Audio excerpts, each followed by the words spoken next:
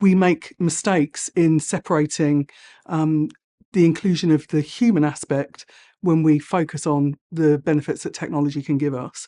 And so today was a really good reminder, I think, for everybody that we have to take our people on the journey with us and with the technology, and that sometimes actually what we learned was that technology isn't always the right answer.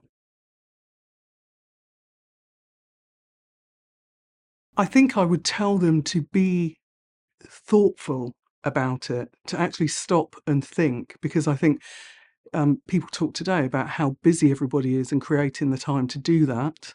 And so really forcing yourself to just stop and think about how are you impacting your employees? How are you bringing them on the journey? We talk about the journey a lot.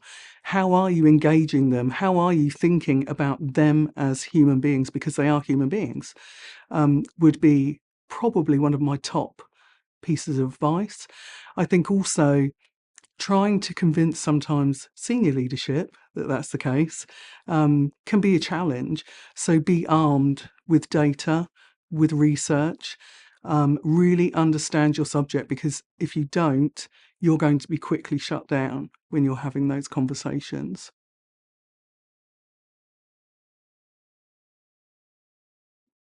We're continually checking in with our employees. So we don't have the great big annual employee survey. We use pulse surveys to continually check in. So that's one of the formal ways that you do it. And so that you can understand, you get the pulse literally of what your employees are thinking. So that's a formal way, but there's also the informal ways, just taking the time to talk to your employees. I know that sounds elementary, but actually, it can be quite easy to become divorced from that. So just taking your own barometer of what your employees are thinking, listen to the anecdotal feedback that you're getting, not only from people that you talk to, but from where managers are surfacing commentary, I think is critically important.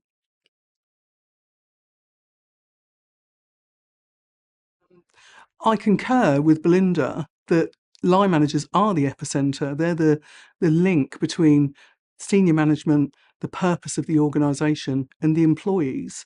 And therefore, if you don't equip line managers with the skills and the understanding of what their role truly is, then you're going to have a pretty much a single point of failure in your organisation. So when I see organisations focusing on delivering the support, training, coaching, mentoring that line managers need, then I know that they're on the right path.